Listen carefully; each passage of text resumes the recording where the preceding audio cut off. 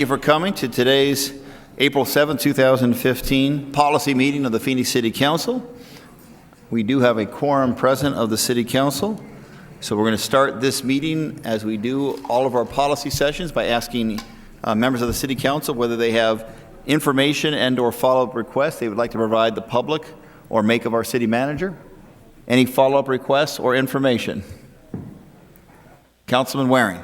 Thank you. Hope everybody had a good time at our budget hearing last week with Councilwoman Williams, and we are doing one tomorrow night. That's Wednesday night, if you're watching this on tape, April 8th. And we're going to do it at 6 p.m., Councilman Gates, if I'm not mistaken, at the Paradise Valley Community Center, which is at Bell and 40th Street. So the high school is on the northwest corner, and it's just north of the high school. So if you've never been there before. But we'd love to have you, and we'd love to have a great turnout. I believe the city manager, Ed Zerker, is going to be there. So Your Grace, you're going to be there yourself, so we appreciate that very much. So we'll get words of wisdom about the city budget straight from the horse's mouth, and we appreciate you coming out, and we're looking forward to doing it with the Councilman Gates. Thank you very much. Thank you very much, Vice Mayor. Your Grace, congratulations. That's an upgrade. Your Eminence? Eminence, wow. All right. Other members of the council. Councilman Gates. Yes, thank you, Mayor. A lot going on, I know, throughout the city. Same thing in District 3. We were fortunate to have Vice Mayor Valenzuela join us last Wednesday morning. We had the first budget hearing, actually the first budget hearing in the city, I believe, and it wasn't an April Fool's joke. We were there, including City Manager Ed Zerker. We had a nice turnout, I think, for this round of budget hearings. Not as many people come to the hearings as we had last year, for obvious reasons. Also had a wonderful Easter egg hunt at Sunny Slope Community Center on Saturday. Packed house. Lots of people there, and we want to thank everybody at the community center for all that they do, and also want to thank Jim Mapstead, who this morning hosted our coffee chat up at Accurate Signs and Engraving, again in Sunny Slope. Big turnout. We had Juan Salgado from the IDA and Representative Kate Brophy-McGee, who was giving us the recap on the recently ended legislative session. So that was a good event. As Councilman Waring mentioned, we've got the budget hearing coming up on April 8th. And then on Saturday, April 11th, there's a lot going on in Sunny Slope. We have the Palo Verde Festival is going to be at the Sunny Slope Historical Society at 10 a.m. We're going to have some guest speakers from the Sunny Slope High School there.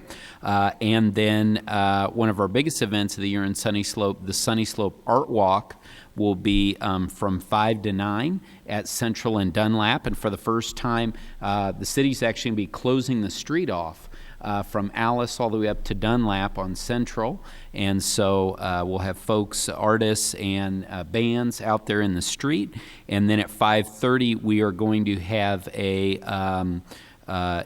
festival or a celebration of the completion of the Hatcher Road art project. So there'll be a lot going on there. And again, continuing with the Sunny Slope theme, on Friday, April 17th, the mayor and I are going to be doing our now annual tradition, brewing the bipartisan ale. I don't know, it goes between nonpartisan, bipartisan, whatever.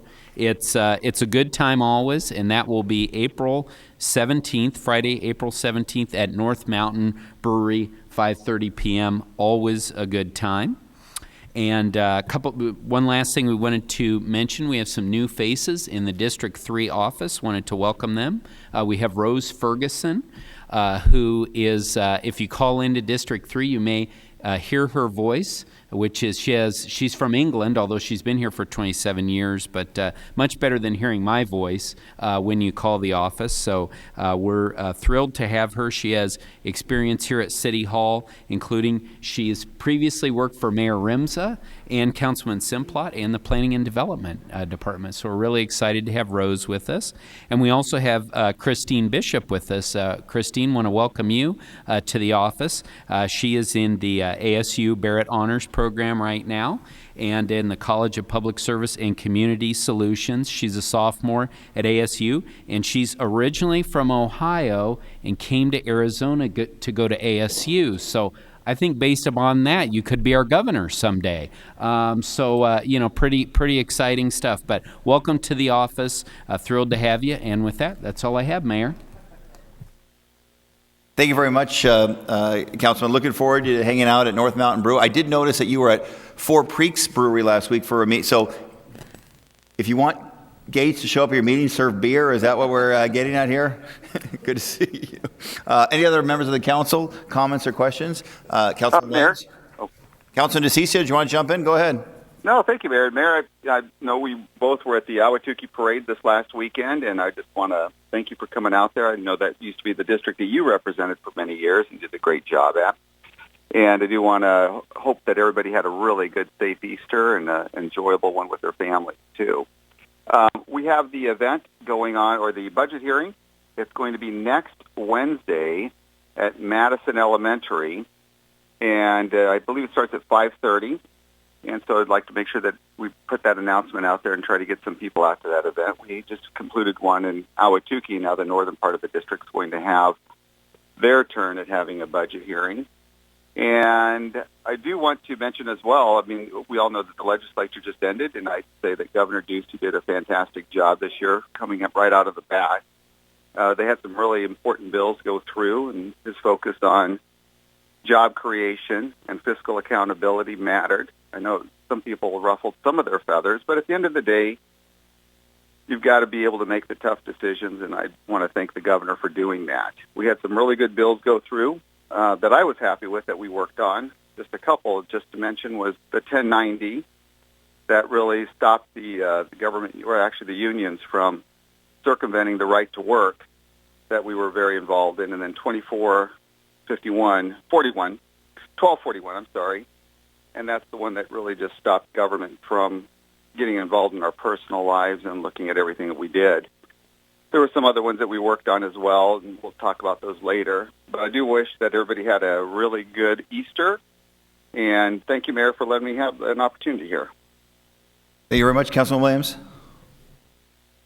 Thank you, Mayor.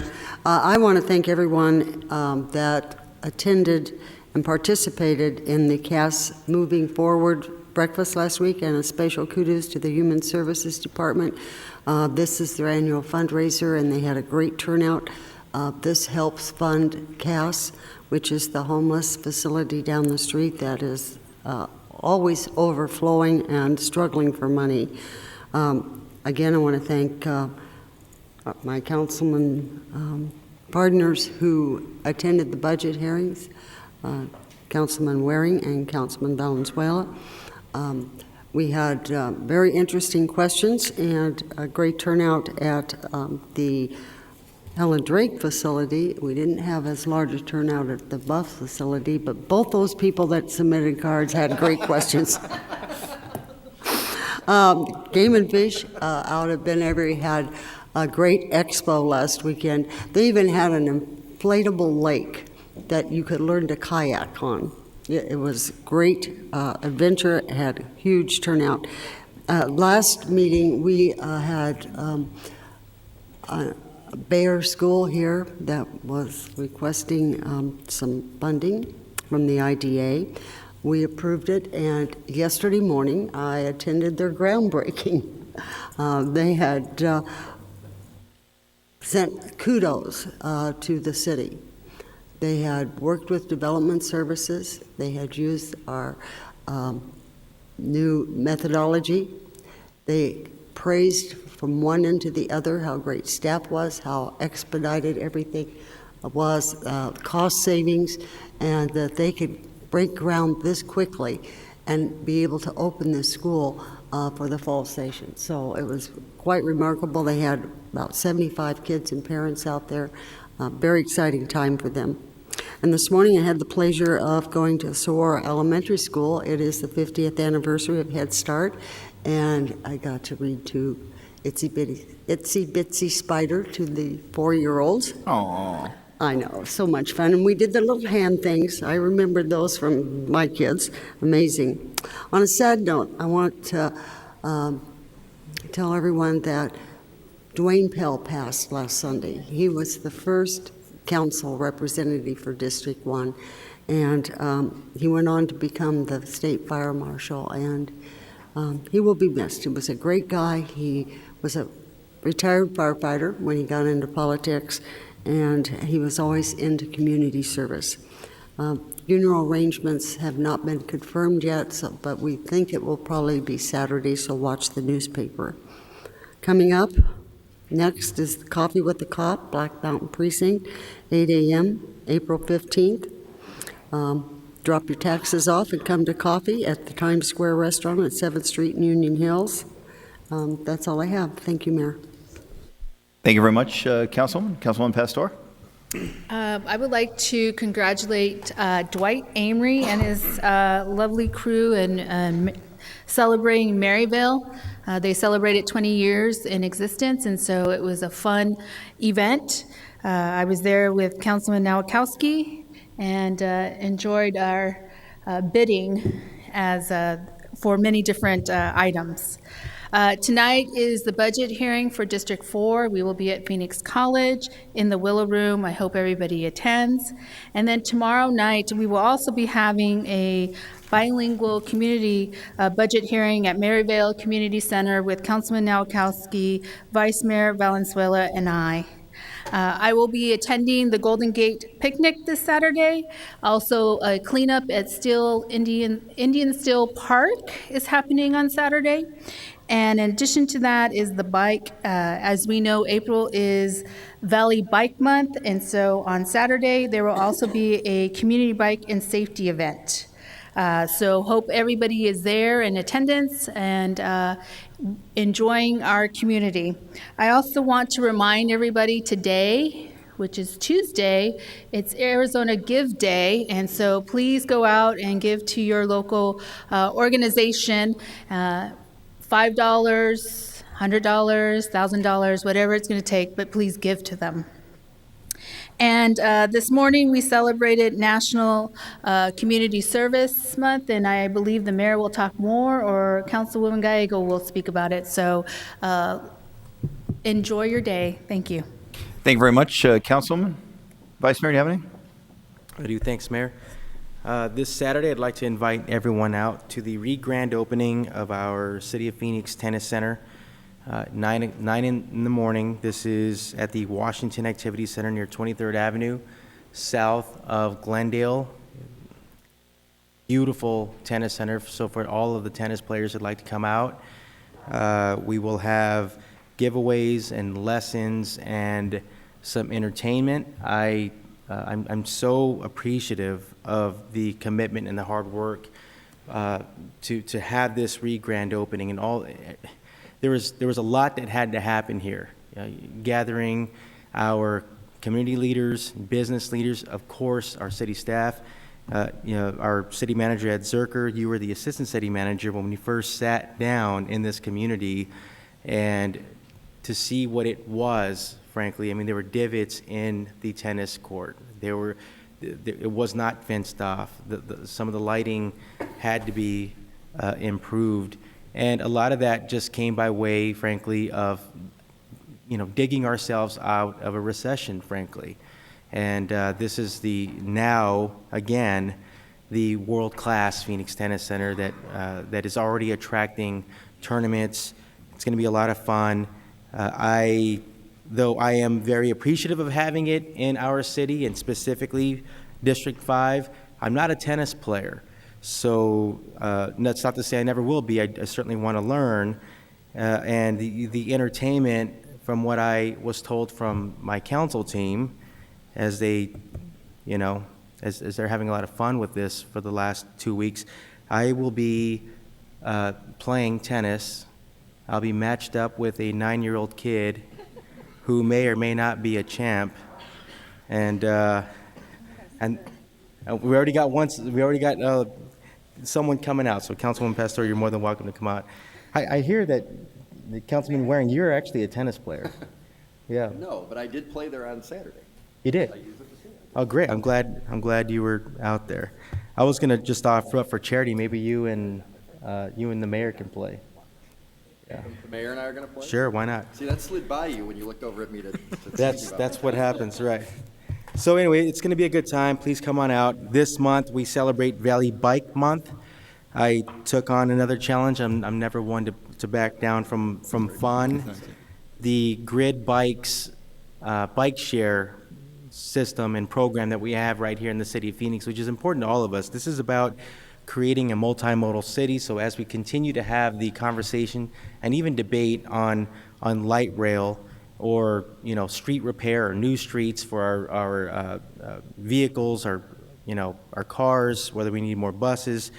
Let's not forget that we also need shaded streets and sidewalks for walking, and also bike paths. We are creating a multimodal city. This is a lot of fun. I took on a challenge.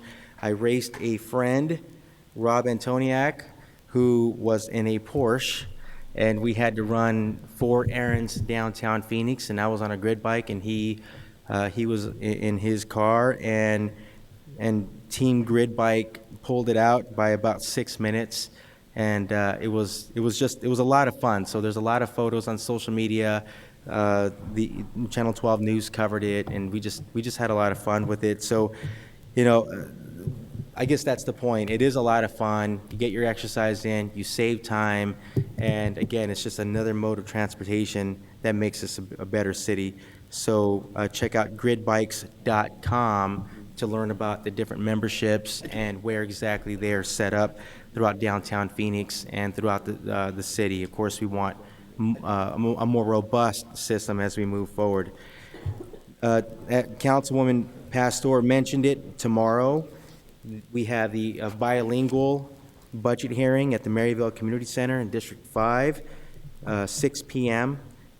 This will be hosted by myself and, as what was mentioned, Councilwoman Pastor, Councilman Nowakowski. And last year, we did this as well. We usually get a very good crowd. I want to thank Councilman Gates for hosting the very first one of the season in Sunny Slope. I had an opportunity to be there with him, and 2 nights later, right there at the Helen Drake Senior Center, we had a good crowd with Councilwoman Williams, and lots of great suggestions already. So we want to remind everyone to come out. Also, let everyone know that those are online. They're archived, so people can go on and click the link and just see what the conversations are all about. Finally, and sadly, we had another drowning, and I use the word another because it's prevalent right here in the state. I think people would be surprised if they hear that Arizona, though we do not have many large bodies of water, we don't have an ocean.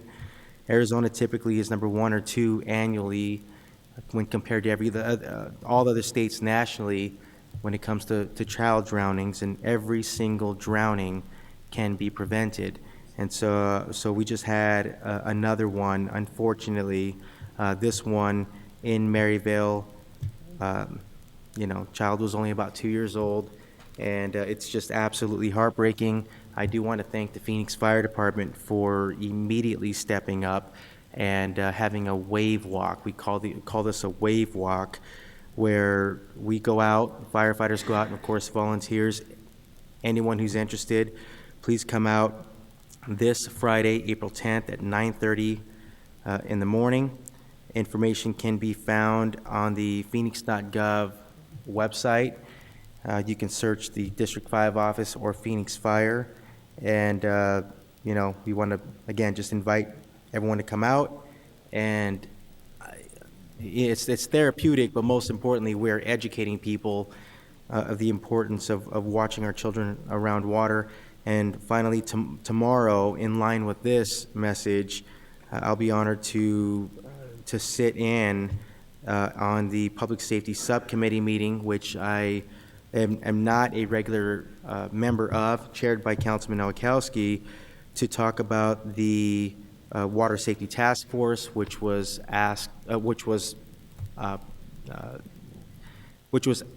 something that Mayor Stanton wanted to do, and I'm really happy with the result that we're going to hear. Councilman Nowakowski and I were the co-chairs for it, and I think we're going to see a program that I guess does exist because it's drowning prevention, but never to the detail that we're going to see tomorrow, so I'm really appreciative for that. Please watch your children around water. Thanks. Thank you very much, Vice Mayor. Other members of the council? Councilman Gallego, please.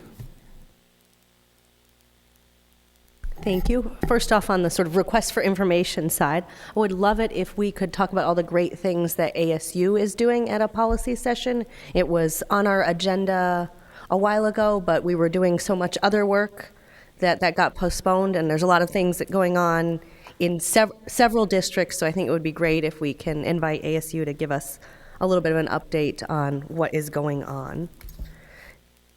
We had some great milestones in District 8 recently. Many of the council members were able to attend Taurus Marcus Communications grand opening. Very glad to have a great woman-led business in District 8. And many great events coming up. Heritage Square 35th anniversary. They may be making the rounds to council offices, and we're looking forward to marking that anniversary, although the houses in Heritage Square are much, much older. We are looking to partner with the Diamondbacks on the 9th this week as we celebrate a great baseball field in District 8. And then on Friday, the Reclaiming Youth Summit with Undersecretary of Education Jeff Appel and some of our leaders from the business community, including Starbucks.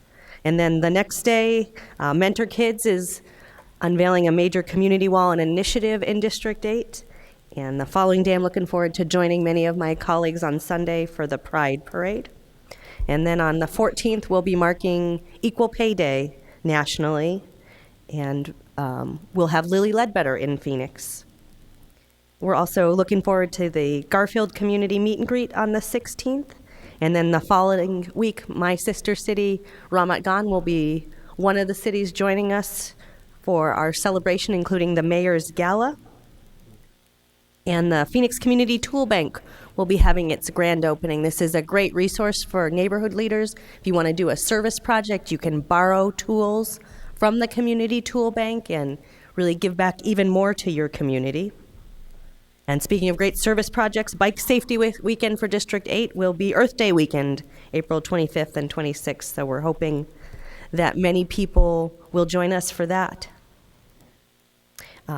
As Councilwoman Pastor mentioned, we are celebrating the Mayor's Day of National Service. In addition to Arizona Gives Day, what a holiday it is today. So Mayor, happy Your Service Day. We are one of more than 2,000 cities across this country that are marking this, and we have hundreds of AmeriCorps representatives, including one in District 8, who have been serving the city.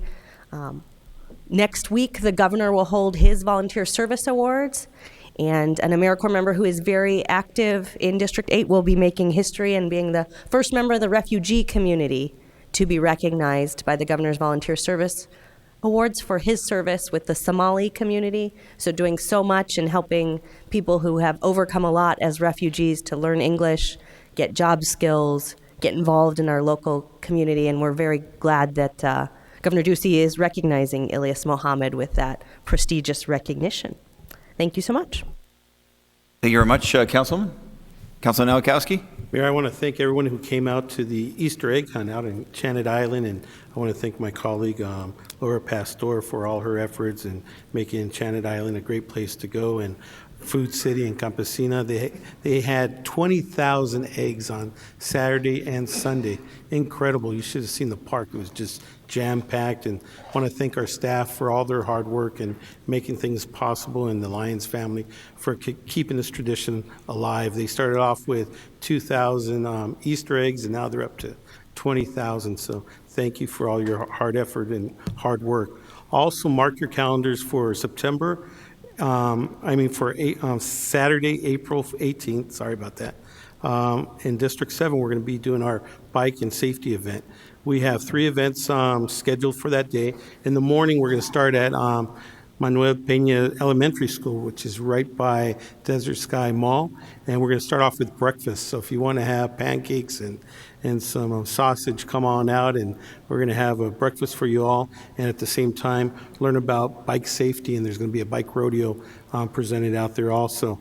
And if you happen to be in the Estrella Mountain area at Hurley Ranch Elementary School, we'll be having lunch for you all, so you can just follow us all day long and have breakfast and lunch, and we're going to have hot dogs and chips and some water and pop for y'all. And once again, learn about safety and get your free helmets for your kids. And then we're going to end it off at Cesar Chavez Park. We're going to have some pizza out there, and then ending the event, we'll have a movie in the park. It's going to be Annie, so all those that want to see Annie, the movie Annie, come on out. That's going to be at Cesar Chavez Park. That's April 18th. That's not this Saturday, but the following Saturday. I also want to thank our staff, and especially our airport staff, for hosting these community meetings on the monitors that we have out there that are tracking all the traffic up in the air. And we have about 38 different sites that we have these monitors, and we found out that there was an interruption of sound in our neighborhood. So I really want to thank all of our staff members, especially my colleagues that attended those meetings. Kate was at all those meetings, and so was Laura Pastor. So thank you all for your support, and we're going to continue to advocate and make sure that the FAA hears us loud and clear about the concerns we have about the new air path. Also tonight, if you have a chance, come on out to a groundbreaking. It's going to be Portland on the Park, which is right there, right off of Central in Portland. They're breaking their new development of the second phase, and great individuals, great developers. They give so much back to the community. And what's so unique about this is that they use local people to actually build the complex. So I want to thank all the people that are behind it, and also what you do in giving back to the community, especially with the development of Margaret Hans Park. So thank you all. And lastly, I just want to make sure that everybody that has a chance to go out to our bilingual hearing, that they come out for the budget hearings.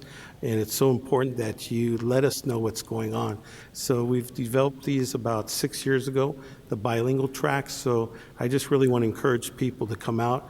Todos esos que hablan español, vamos a tener una junta para hablar de nuestro propósito del budget, y creo que es tan importante que ustedes vengan y nos digan a nosotros las necesidades que tienen ustedes, y entonces nosotros vamos a tener una plática en español o bilingüe, y entonces hay que venir y hay que decirnos las necesidades que tienen. Thank you, Mayor.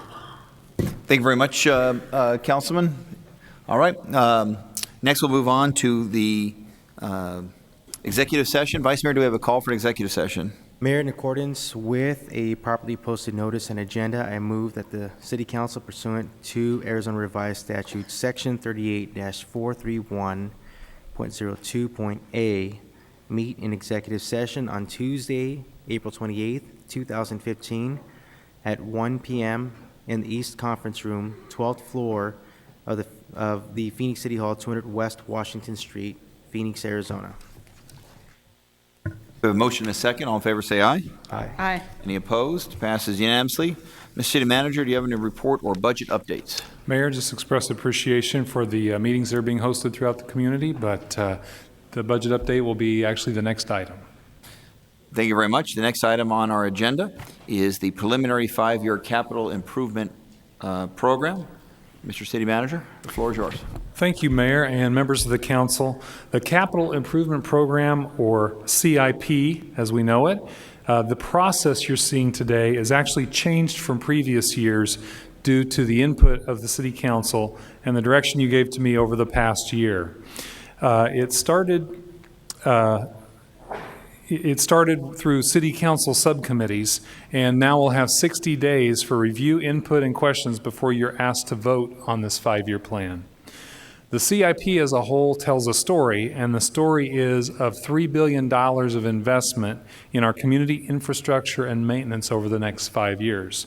Many of the things we value in Phoenix are direct results of past CIP programs approved by the council. Just as a reminder, things like Cortez Pool, the Phoenix SkyTrain, any one of our 17 libraries, the Phoenix Tennis Center that was discussed earlier, all those things originated in and part of our CIP. And every single project that we talk about and that's contained in here tells a story that's actually more individual to each resident or district, such as desert preserves in Northwest Phoenix, a key water line in Moon Valley, stormwater detention projects near South Mountain, the redoing of 35th Avenue from Baseline to Southern, a Hispanic Cultural Center, improvements to Desert Broom or Ironwood libraries, finishing the Northwest Light Rail extension, and on and on and on and on.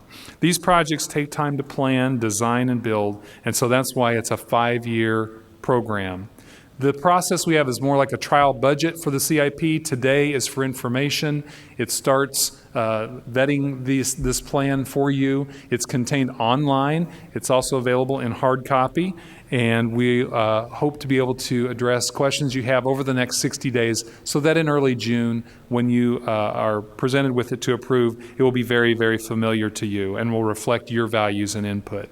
And so now I'll ask our Budget and Research Director, Mario Paniagua, and our CIP Coordinator, Chris Fazio, to walk us through the CIP. Thank you, Ed, and good afternoon, Mayor, members of the City Council. Pleased to bring forward the updated 5-year preliminary CIP. The overall capital improvement program reflects the city's investment in things like new capital technology, preserving existing capital assets, providing needed growth-related infrastructure, and promoting economic development. Providing important city infrastructure for streets, water, wastewater, parks, and preserves are all examples of necessary items to ensure that Phoenix remains a vibrant city for our existing community while welcoming new residents and visitors. The capital improvement program is what makes it possible for residents to drive roads, walk along sidewalks, ride light rail, turn on our tap water, watch our children play in the parks, travel through airports. For residents, the CIP is a critical piece of keeping Phoenix a livable, drivable, walkable, rideable place to live, work, and play. The CIP, the Capital Improvement Program for the city, as the city manager mentioned, is over $3 billion over the 5-year program. In the first year, it's more than 1/3 at $1.2 billion. Over 700 projects are reflected in that 5-year capital program. The investment is a source of private job creation related to capital and construction projects. It's also an important tool in leveraging federal and state funding in the areas of aviation, streets, transit, housing, for example. Broadly speaking, the objectives of the CIP include economic development, which is an area that this mayor and council has deemed a very high priority for the city's future. Maintenance and rehabilitation of existing capital assets like aging water and sewer lines, existing streets and parks. Risk mitigation is also an essential component of this capital improvement program, as the city must invest, for example, in storm drain infrastructure to better avert catastrophic effects of flooding, similar to what some city residents experienced last summer in Levine and other areas of the city. Investing in updated technology is also a critical piece of managing city risks. Finally, the CIP promotes sustainability by investing in projects that not only reduce costs through lower energy usage, but also reduce environmental impacts by diverting waste from landfills and improving air quality. On this next slide, a graph is up to show what the 5-year capital improvement program areas look like in terms of dollar usage. And the biggest areas are in the areas of water and wastewater, aviation, streets, and public transit. Very infrastructure intensive uses. Also, if we look at that by for 15-16 only, we see a similar pattern with those top 5 and then the other areas that follow. It's important just to take a minute to discuss where the funding comes from for the capital improvement program. Most of the CIP dollars are from what we call operating funds, and most of those are in enterprise funds, or those that are self-funded by user fees, like aviation, convention center, water and wastewater. Other operating funds, non-enterprise, include the Phoenix Parks and Preserve Initiative, also known as 3PI, Transit 2000, Arizona highway user revenue. The general fund also pays for pay-as-you-go capital for repair of existing facilities. The general fund portion is about 1% of the entire capital improvement program.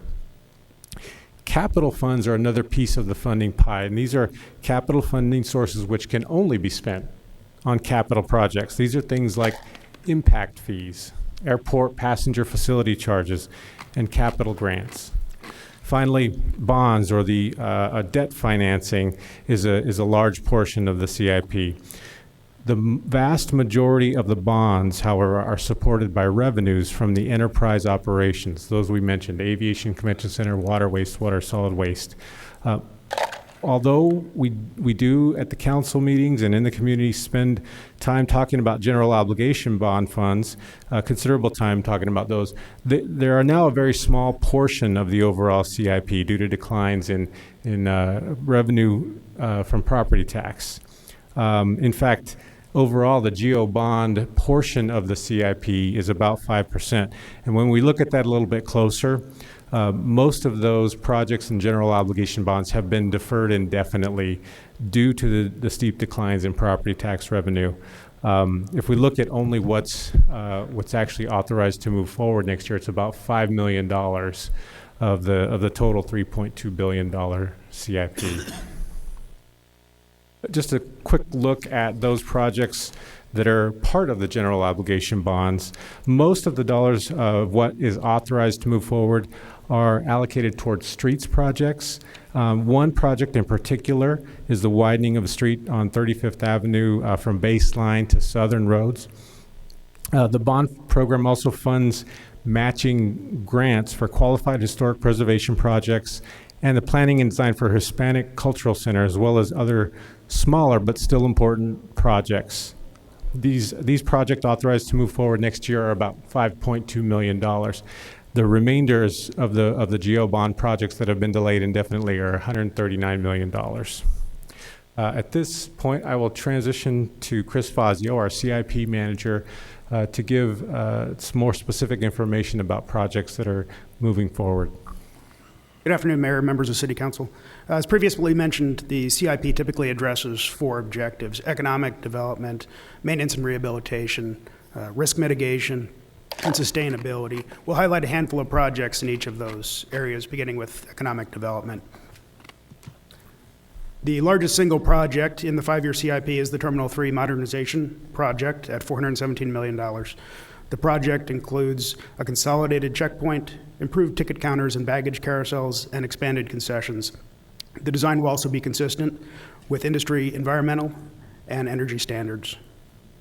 Numerous major street construction projects include Avenida Rio Salado, extension of Chandler Boulevard from 27th Avenue to 19th Avenue, and the 35th Avenue from Baseline to Southern project. The Downtown Community Reinvestment Fund will continue to fund capital projects that spur development within the Community and Economic Development Program. Many projects address aging city infrastructure. In particular, the CIP includes funding for infrastructure managed by water, street transportation, and the park department. The values that you see here do not contemplate passage of the transportation plan ballot measure this summer, which would increase funding availability for streets and public transit projects. The CIP additionally addresses risk to the city and its residents. Unlike other projects, the benefit of risk mitigation projects often go unnoticed.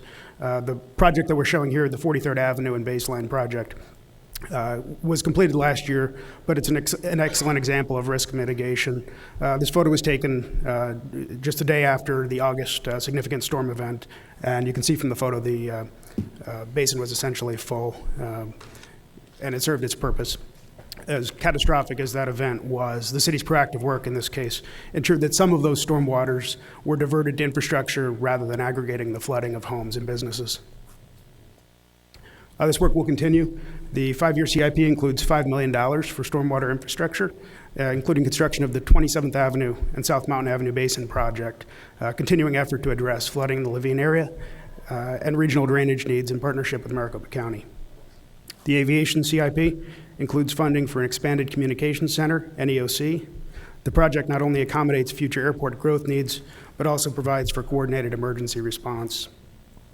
The fire protection program includes the purchase of software and equipment for computer-aided dispatch system replacement, and the IT plan includes cybersecurity and access management projects.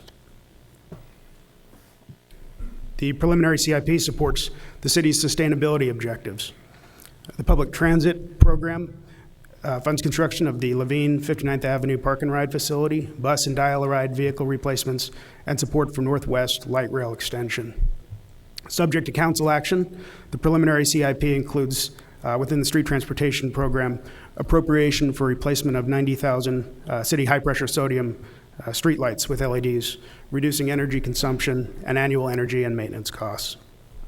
The streets program includes $27 million across 5 years for bike infrastructure, including multi-use trails and street crossings. The city has set aside $20 million for projects that address the city's water supply during shortages and droughts. Finally, Public Works will enhance efficiency and sustainability by completing a new composting facility at the 27th Avenue Transfer Station, which will begin operation toward the end of this coming fiscal year, with operating funds included in the trial budget. The Reimagine Phoenix plan will be presented next on the agenda, and we'll speak to this project.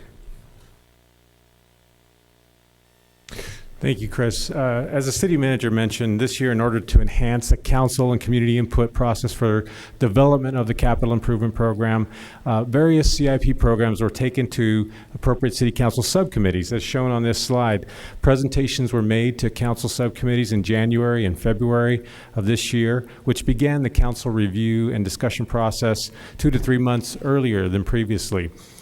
This addition to the process reflects the direction and desires of this mayor and council to enhance transparency and begin an earlier process for the budget and the capital improvement program to ensure as much time as possible for consideration and discussion. Also, all members of the council were provided with a very detailed list of all the proposed capital projects in the preliminary CIP, and any residents who wish to see that list can access the information by visiting phoenix.gov. Phoenix.gov/budget will take you right to that 185 pages of detail. Residents can also use that website, that webpage to submit comments to Budget and Research, which will be transmitted to the City Council along with minutes of budget hearings. As discussed previously, this is a very important step in our overall budget process for community review and discussion. Today, no council action is requested. We are open to taking any questions you have and any discussion. We will be returning with more information on the city's capital improvement program and ask for action by the council on June 3rd to adopt the 5-year CIP resolution. And then we also will be bringing forward the 2015-16 capital budget ordinance in June for tentative adoption on June 3rd and then the final adoption on June 17th. I want to thank the mayor and city council for your leadership and efforts to improve the city in a fiscally responsible manner and through the capital improvement program. This CIP reflects our investment in the city's future and helps ensure the city remains healthy and vibrant for our residents. I'd be happy to take any questions you may have. All right, thank you very much, Mario. We have one card for a member of the public, so I'll take that card and then turn it over to the council for questions or comments on the proposed CIP budget. Walt Gray?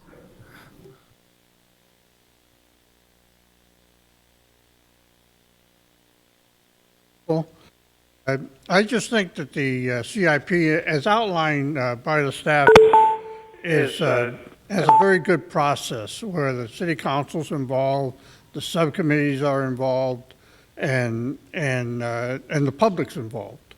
And I think that this is very good, and I think it's particularly important. The CIP will become even more important in the future with the transportation program. That will expand the CIP considerably. And I think that, I know I have some reservations about some of the aspects of the transportation plan, and I think it's going to be important to monitor that transportation plan to see how it fits with the economic development plan. And so I think that the process is great. I just call your attention to the fact there may have to be modifications, which probably would happen at subcommittee or staff or council in the future. Thank you. Thank you very much, Mr. Gray, for taking the time to come down. Questions for our city manager, Councilman Waring? Thank you. Mario, on page 3 of your chart, down at the bottom, you've got a category that's other. Into it there. Yes. I mean, it's the 6th biggest category if it stands alone. Looking at the packet that was provided to us beforehand, am I right that the other includes Parks and Rec, Human Services, Housing, Historic Preservation, Fire Protection, Energy Conservation, and Facilities Management? I believe so, Councilman. Is that a Parks comprehensive and list? Recreation is listed as its own on that list. Oh, I'm sorry, it is. I apologize. That's what I get for not wearing my glasses up here. But okay, so the other ones, the other 6 I listed. Okay, thank you. I believe so. And the reason for that is just this chart can get pretty difficult to see on the understand. screen if we put all of the programs on. I just want on to the make sure, list. when you look at it in totality, it's almost 200 million, so Yes, I want to make sure it was clear that it was the same as in this book here. I understand. Thank you. Thank you very much. Other comments by members of this council? Again, today is not for action, but just Mayor? ask questions about it. Councilman DeCiccio, go ahead. Yeah, I just have one question, more of a statement, or just basically a question to Mario. And Mario, thanks for putting together a very comprehensive report. One of the things that you talked about was the GO bonds, and a lot of that you mentioned was because of the real estate values. Well, the real estate values are coming back. I understand there's an 18-month lag. The other thing that I think that should have been in the report should have been that it's also because of a council policy that we have less money. Am I correct in assuming that the secondary monies pay for these GO bonds, Mario? Mayor, Councilman Secondary DeCiccio, secondary property tax is used to pay the debt for the general obligation bonds. That is correct. What would be, and I don't know if you calculated this, but I think it's important to find out what would be our bonding capacity had we not done this maximizing the primary back in 2009, going back to 2009. Do you know what that number would be, Mario, or is that something you can get back with me on? We would need to get back to you on that, Councilman DeCiccio. I think it'd be important for the council to see how much more capacity we would have had we not done that. And I get the political reasons why, the debate, but until you could compare it to what you could have had, then there's no way to really judge whether or not it's a good policy or whether we ought to be looking at reinstating the secondary tax. I think that that's something that this council should be at the very least, look at. How long do you think it might take, Mario?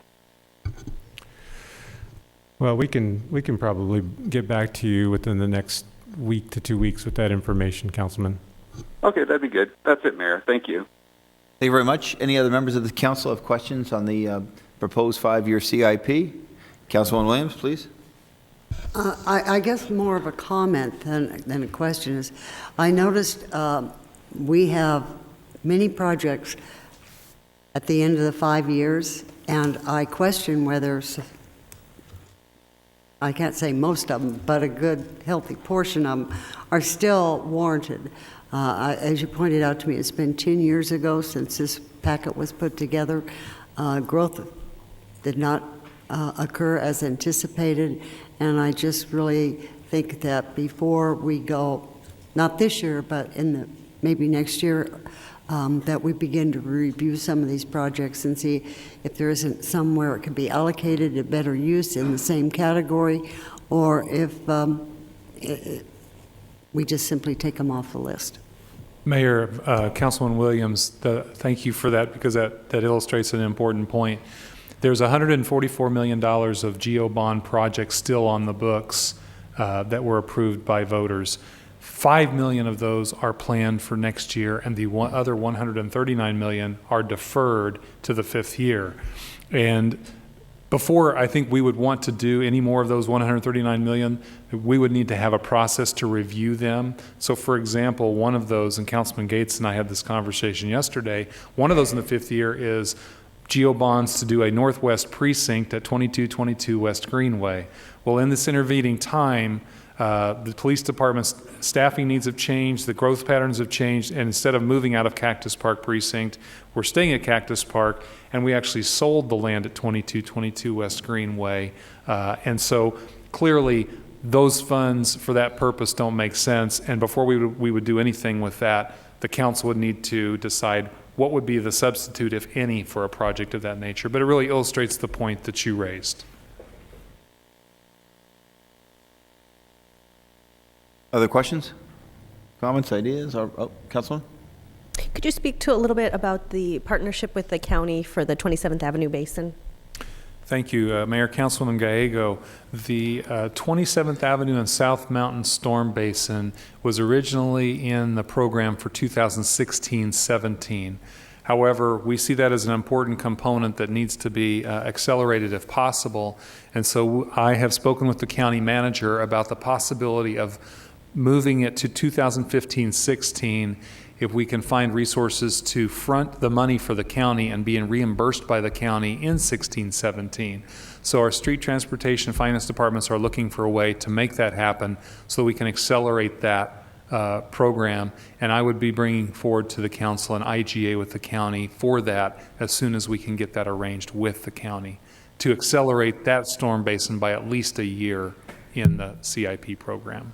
Wonderful, thank you. That is a priority for many residents of District 8 and even some of District 7, so that is very much appreciated. And I guess on whether what we do with those sort of 5-year projects, there are some, like, I believe District 7 needs a community center at Cesar Chavez Park. And so I, even though that we don't have the funding right now, would like to see that in there because it is a priority for us. So obviously if we've sold the land and we're not building a precinct, that doesn't need to be in there, but some of these projects are priorities and still an intention for us to move forward on. So I think maybe it should not be a sweeping policy, but more going item by item and really thinking through intentionally whether it needs to be in there. Absolutely. The intention at that point would be to review every project on its own merits, not to make a blanket pronouncement. Yes. Wonderful. And I did enjoy at the subcommittee process talking about the CIPs. We provided some suggestions. One that did, I think, have bipartisan support was things like at the airport T4 garage, upgrading signs and paint jobs so that you can read the numbers and maybe find parking spots more easily, because I don't know if we, just because we represent the airport, get more of those complaints, but there were some good suggestions throughout the subcommittee process. Less important than the flood control, but still things that we might want to see if we can think about. I think that the council provided some useful feedback in those sessions, and I hope we will continue moving forward with that. And also, I don't know if it's important or not, but the district numbering, it is, I mean, maybe there's a science center in District 3. Yeah, we have a big announcement to make. Okay. I noticed the same thing, Councilwoman. Mayor, members of the council. Hey, we should save it for State of the City, right? Oh, I'm so sorry, Mayor. Mayor, members of the council, I do want to apologize for some of the errors. There were some errors in the labeling of the districts for some of those projects, and we will get that corrected right away. Thank you very much. And I don't know how, I mean, I think you have a lot on your plate and it is not a top priority. I was just trying to think through if there were implications later. Some of them, I think, like Lindo Park used to be in District 7, so I understand why it said District 7, but I didn't know about Councilman Gates's Science Center, so. It was an 8, and I went in and just erased it to make it look like a 3. So. Excellent. Wonderful. Well, thank you much. Thank you very much. Any other comments or questions? Councilman Pastor? I have questions regarding the Hispanic Cultural Center. And it's stating that it's $1 million for the design. Let me have it right here.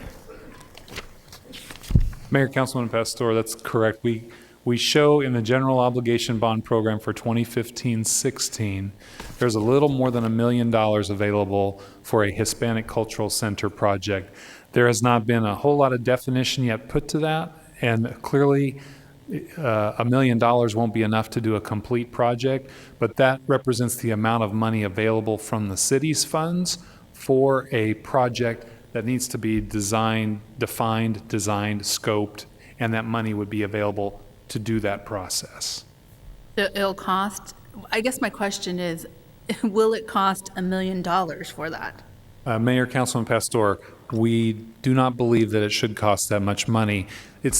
Really, the issue is there's $1,040,000 available for Hispanic Cultural Center, and clearly you have to go through a defining a definition, a scoping, a planning, and all those things would be eligible for that money. And if there's money left over, it would be used for construction or other purpose, remodel, whatever it ends up being. Okay. And in the planning and designing, in the planning, are we also locating land or property, or we're just doing plan and design? If the council chose to pursue a project that required land acquisition, the bond funds are available for land acquisition. But again, none of that has been defined. It's available funds starting after July 1st for the project as the council wishes to design it or define it. And our Arts and Culture Administrator has been doing some preliminary work, and we can start that with the council in 15-16. Okay. Thank you. Thank you very much.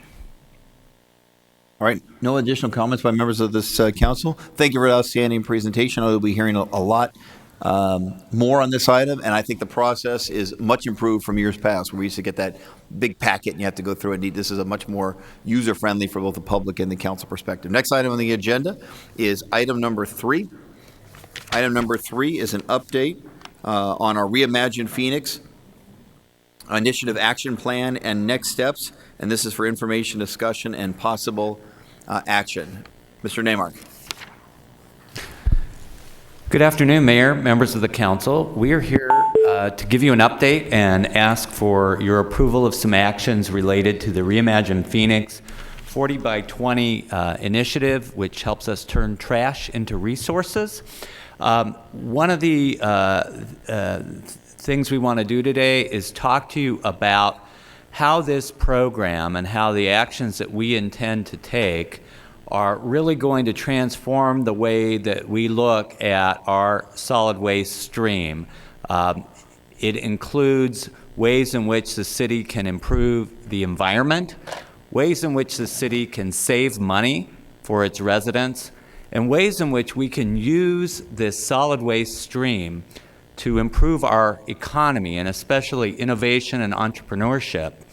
The recommendations we have today went through the Transportation Infrastructure Subcommittee. They were approved unanimously, recommended for your approval. And what we'd like to do today, after I introduce the folks at the table, is show you not a brief, a little bit longer video that really explains all of what we're trying to do very well. And then we have a little bit of discussion afterwards before we get to our recommendations. At the table with me today is John Trujillo, our Public Works Director, Raj Bush from the ASU Global Institute of Sustainability, who is our partner, Christine Mackey, Chris Mackey, you know, our Community and Economic Development Director. I mentioned already the impact on the economy, and she's going to talk a little bit about that. And Ginger Spencer, who is the Assistant Public Works Director in charge of the solid waste branch. So with that, I think we will go ahead and roll the video. We have a story to tell you about trash. Because what originally was a plan to reduce our city's waste has blossomed into a mission of international interest, creating a community of opportunity for Phoenix and beyond. Opportunities for education, collaboration, and innovation. Opportunities that could change our quality of life and our environment. Opportunities that invite economic development and entice the entrepreneurial spirit. Opportunities for residents to transform trash into valuable resources. All of this is possible if we just reimagine a more sustainable Phoenix. As consumers, we produce materials, we use them, and when we're done, we toss them. But what really happens to materials that we discard? Some of the materials will be placed in blue containers to be recycled or repurposed. Some of the yard waste will be placed in the tan containers for green organics to be mulched. and the rest will be thrown in trash containers to be hauled to the landfill, where it will be buried. The Public Works Department collects these materials weekly and sends them to the transfer station where they are sorted and processed. Recyclable materials are bundled and sold as commodities to produce other products.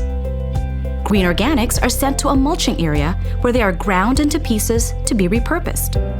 And huge trucks haul the trash to the landfill, 65 miles away, 125 times on a single day, carrying more than 1 million tons of trash.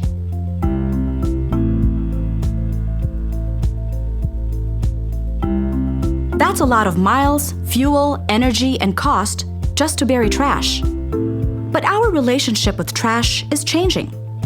We are starting to realize that sending our trash to the landfill is not sustainable, nor economically viable. And here's where our story becomes interesting. Trash can become a valuable resource, a gold mine, a diamond in the rough, that can encourage entrepreneurship, create jobs, bring environmental benefits to our community, elevate the quality of life for our families, produce alternative forms of energy, and boost our city as a global leader. All it takes is for all of us to reimagine a more sustainable Phoenix. But we have a lot of work to do. As the country's 6th largest city, Phoenix currently has a 16% waste diversion rate, well below the national average of 34%. Reimagine Phoenix encourages everyone to divert 40% of our waste from the landfill by the year 2020. We are doing that through education, collaboration, innovation, and data-driven decisions to become a respected leader in economic development and an international authority in transforming trash into resources. The Phoenix Public Works Department is determined to lead the way. With nearly 600 dedicated solid waste employees, we provide solid waste collection and disposal services to 390,000 households. And we're always looking at ways to be more efficient.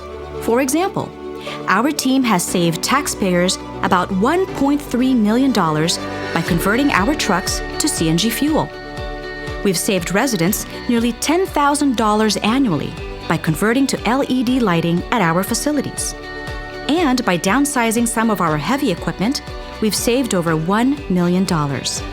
Your Public Works Department prides itself in delivering top-notch service and providing our community with responsible, reliable, and reasonable trash collection and disposal. The various services that we provide are all crucial elements to developing what we call a circular economy in the city of Phoenix. Right now, we live in a linear economy. That is, we extract natural resources from the earth, use them to make products that we consume, and bury them at our landfill. This eats into the finite resources of our planet and leaves vast amounts of discarded waste. It's becoming obvious that this is an unsustainable way of providing solid waste services to our customers. The solution is to create a circular economy. That means the materials we would normally discard are recycled, repurposed, or reused, and brought back into the cycle as a resource to create new products ready for manufacturing and consumption. And this cycle can repeat again and again and again. Now let's take a look at what we're tossing. Public Works conducted research in 2014, and here's what we found in our regular trash containers. Less than 1% is household hazardous waste. That's good. About 2% is recyclable glass. Nearly 5% is construction or demolition materials. 10% hard plastics like plastic water bottles. 14.2% is paper, and about 18% are other materials. But here's what's really interesting. Almost half of the average garbage container is compostable organic waste, such as food and yard waste. More than 50% of materials in the trash containers can be composted. And almost 15% of what we throw away in the trash container can be recycled. These trashed materials could save more than $4 million in transportation and landfill costs if only they were recycled right. Recycling right helps keep our costs low for current and future generations. Our recycling containers are equally interesting. Less than 1% is household hazardous waste. 1.4% is construction and demolition waste. A little over 2% is organic food and yard waste. 4.2% metal materials like aluminum. 8.3% are other materials. 8.6% is glass. 17.4% consists of hard plastic materials, and a little more than 50% is paper.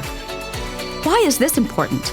Well, if we add all compostables, other recoverables, and non-recoverables, there's a 21% contamination rate in our blue recycling containers. And this costs us money. Nearly $1 million a year in excess processing fees and contamination charges. So you see, there is still a lot to be done and lots to be learned. Remember in school when you learned the 3 R's? Well, in order to achieve a circular economy, we have to be well-versed in the 5 R's: reduce, reuse, recycle, reconsider, and lastly, reimagine. Reduce. By participating in our Save as You Reduce and Recycle program, you can reduce the amount of trash you use and save money by doing so. Reuse. You can donate used clothing to Valley Recycling and Resale Centers like Goodwill. In Phoenix, you can take your plastic bags and other plastic fill material, such as dry cleaning bags, sandwich bags, and plastic used for food packaging, to participating Bags Central Station grocers and other partners where they will reuse them or put them to better use. Recycle. In Phoenix, we offer a curbside recycling program because we know recycling changes everything. Reconsider. Enroll in the Curbside Green Organics, where you can put your yard waste in a large tan container to be repurposed as mulch, compost, possibly even fuel. The city is building a new state-of-the-art composting farm that will process food waste and other organic materials. Reimagine. Be innovative in finding ways to divert waste from the landfill. Start a community garden. Make art out of recycled materials. Donate excess foods to local food banks, and much more. In addition to the 5 R's, it also is important to add an I for innovation, thinking out of the box to find solutions to divert our waste. Take, for example, Phoenix's Resource Innovation Campus at 27th Avenue and Lower Buckeye Road. Remember the circular economy that we talked about? This is where the circle starts rolling. The Resource Innovation Campus is what we are calling a community of opportunity where economic development meets social responsibility, meets innovative entrepreneurship. This is where you'll find our transfer station and our material recycling facility, where we sort and process our garbage and recyclables. And here, outlined in blue, is where we're building our state-of-the-art composting farm, scheduled to be operating by late summer of 2016. Recently, we put out a call for innovators, or a CFI, and a request for proposals, or an RFP, to get industry input about waste-to-product technologies and to identify and partner with businesses and industries ready to turn waste to new products and energy. These profit and not-for-profit organizations will be housed at our Resource Innovation Campus with access to our commodities. And then we have 50 acres of vacant land, outlined in red, ready to be leased at attractive rates to entice businesses and manufacturers. Here's where we plan to house incubators for emerging technologies. We hope to develop this land into an internationally renowned resource cluster focusing on a circular economy and byproduct synergies. We ask business groups like the Arizona Small Business Association, the Green Chamber, Local First Arizona, GPEC, and the Arizona Commerce Authority, as well as local nonprofits. What if? What if the city took the money we currently spend to landfill these items and instead use that money and those items to create economic activity? With more than 100 people at a recent pre-proposal meeting and a webinar about the CFI and RFP, our vision of the Resource Innovation Campus is clearly evolving into a true community of opportunity. And there is no doubt that our focus on innovation is attracting the best and the brightest. Supporting the Resource Innovation Campus is the city's partnership with Arizona State University's Resource Innovation and Solutions Network, or RISN, that will be headquartered there. Risen is a global program with a hub in Nigeria and Guatemala, with others planned in the Netherlands, the Virgin Islands, and several locations across the U.S. Risen will manage the on-site Technology Solutions Incubator, where emerging technologies and manufacturing processes will develop. Risen can offer support and technical services to partners and provide access to top sustainability researchers and experts. The city, along with Risen, will research and develop resource management solutions, educate, encourage community engagement, and attract new technologies. Unquestionably, the crown jewel of this international initiative is Phoenix's Resource Innovation Campus. Equally important, Risen has already been the catalyst for sustainable solutions now being considered. Take, for example, a new sustainability education program in schools. Paradise Valley Unified School District, located in Phoenix, is identifying solutions to significantly increase trash diversion by improved waste management combined with teacher and student education programs. Here, we are educating and changing the next generation of consumers. Another example is diverting food scraps. Food scraps are the focus of waste management programs worldwide, as the scraps make good stock for a variety of products like animal feed, compost, and natural gas. Phoenix's pilot food scrap program has a goal to divert hundreds of thousands of tons of food that goes to the landfill each year. In a third example, our plans are to design new systems and further develop emerging technologies, like the pending proposal to design a valley-wide green organics system. The goal is to capture green organics and then turn them into a wide variety of valuable products and byproducts. Reimagine Phoenix is more than a mission. It's about education, collaboration, and innovation. It's about creating enormous opportunities and successful partnerships. And it's about establishing Phoenix as a respected international leader in transforming trash into a valuable resource. And that's our story.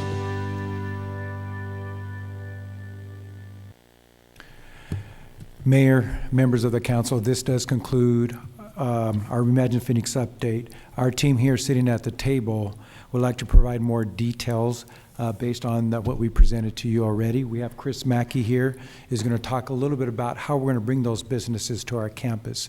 We have Raj Bush here, who's going to talk a little bit about Risen, and then I'm going to conclude with the discussion on incentives, plastic bags, and improved communications. So with that, I'm going to start with Christine Mackey. Ms. Mackey, good to see you. Thank you. Mayor and Council, as you heard from the video, we released the request for proposal and the call for innovators last month, and the response from the business community has been tremendous. Not only are they excited, but economic development is really excited for what this could mean, not only in the terms of entrepreneurship and jobs, but in true notoriety and innovation for Phoenix. This is very forward thinking, and the thought leaders are really responding in a positive manner. Nearly 50 individuals attended the Request for Proposal conference and gathered information to go forward on materials they could recycle, like our mattresses, that they could actually divert from our landfill, like mattresses and carpeting and other types of materials.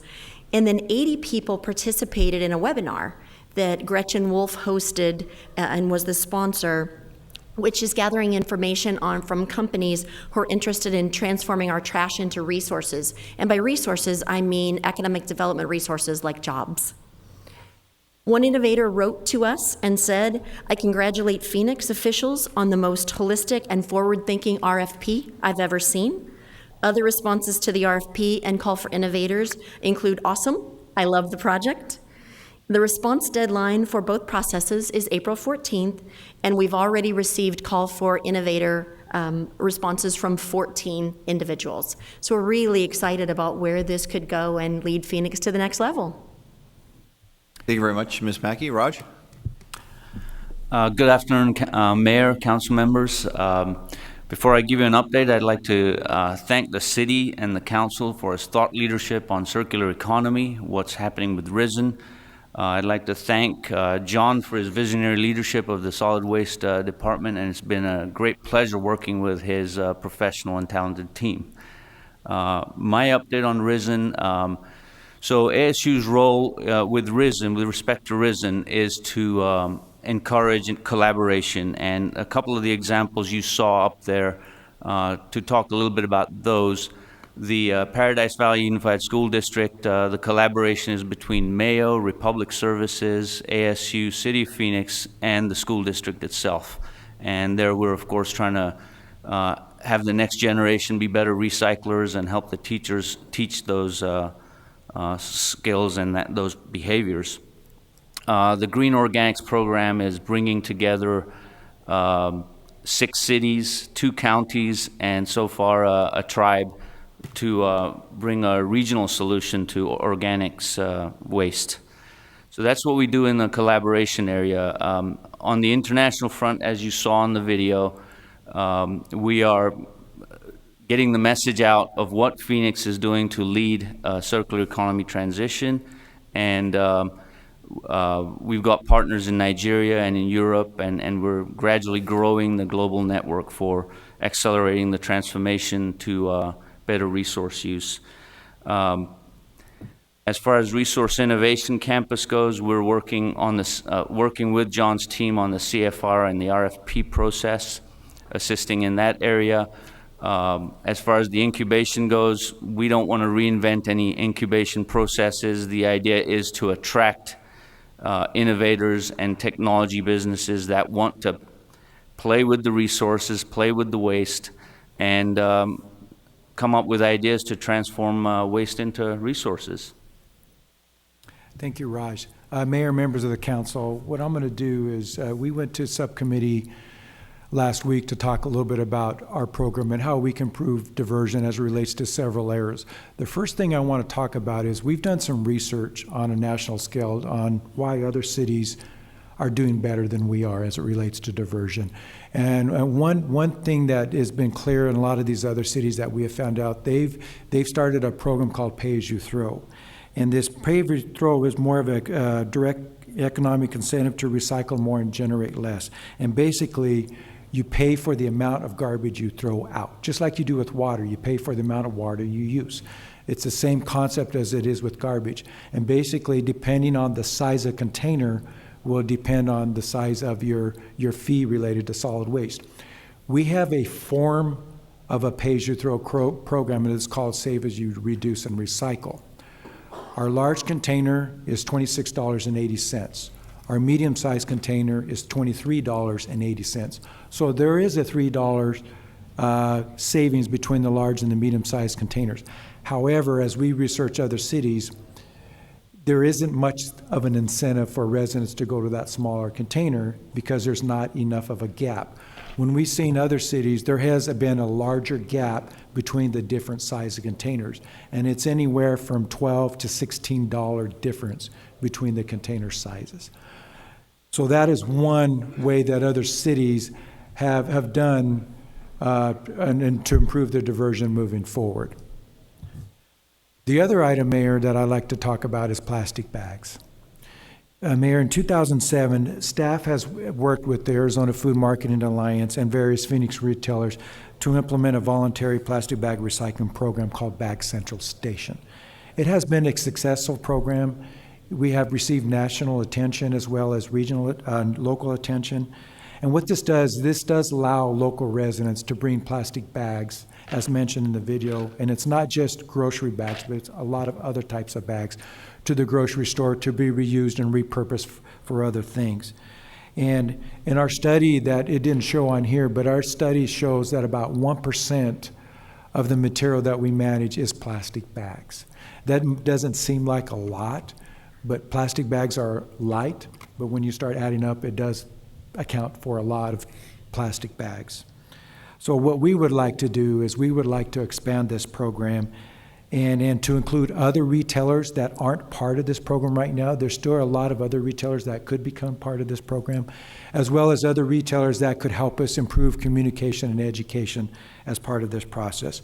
We would also like to put a metric in there that we would like to reduce the amount of plastic bags that we collect within our system by 20% by the year 2020. The other thing that I'd like to talk to you about is we have a lot of programs in Public Works, and we do a lot of things, a lot of great things. and that we're known for, as Raj mentioned, and others on an international scale. The one thing that we haven't tried to figure out is why residents don't utilize some of our programs. Why don't they recycle right? Why do they contaminate the recycling container? Why do they throw recycled material into the garbage container? Why don't they get involved in the green organics program? A lot of times, in order for us to truly understand that, we have to go out and survey residents and understand why. And why would they, what incentive would make them utilize these programs that would divert more and reduce the amount of waste that we collected within our system, so we don't have to transport 125 trucks every single day to the landfill. What we want to do, as we mentioned, is we want to keep that material here and not transport that to the landfill. I know it wasn't mentioned, but we travel 14 million miles every single year collecting and transporting trash, and that's equal to going to the moon and back 14 times. So that's a lot of miles every single year, and that's just residential trash. We're only 20% of the total material that's collected in this region. There's another 80% that we don't collect in this region that goes to the landfill as well. So imagine the amount that goes there. So to create a better communication and education and truly understand, we have to have that survey information so we can create our marketing plan so we can reduce the amount of material as it relates to going to landfill, reduce contamination, and increase recycling rate, as well as increase participation rate into our Save As You Reduce and Recycling program, and participate into our Green Organics program.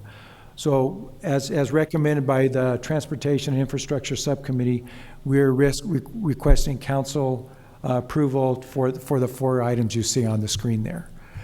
As you can see, Mayor and Council, we have come a long way since you set that aggressive goal of 40% by the year 2020.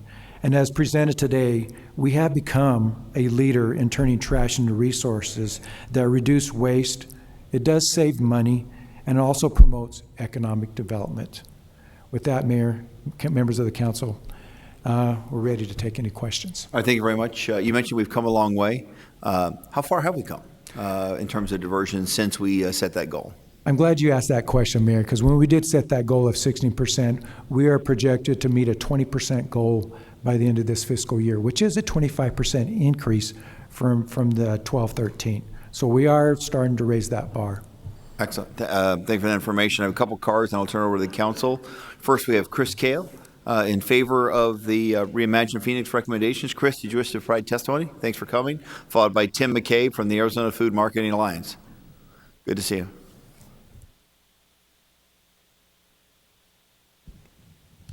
Okay. Good afternoon, Mayor and Council.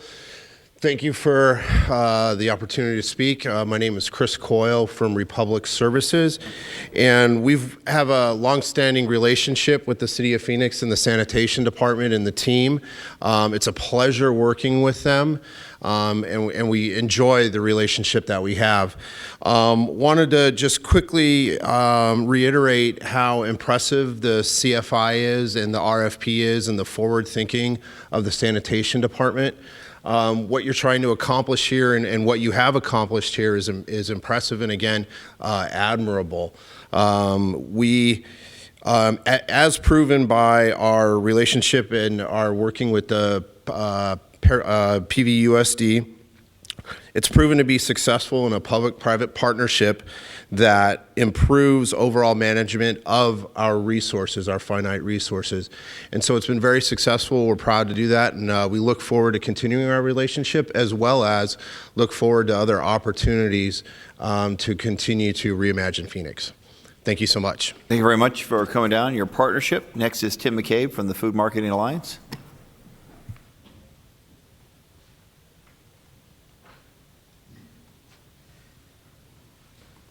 Thank you, Mr. Mayor and City Council members. I just want to thank John and his entire team and several of you that we've been working with since 2007 that really got this thing jump-started.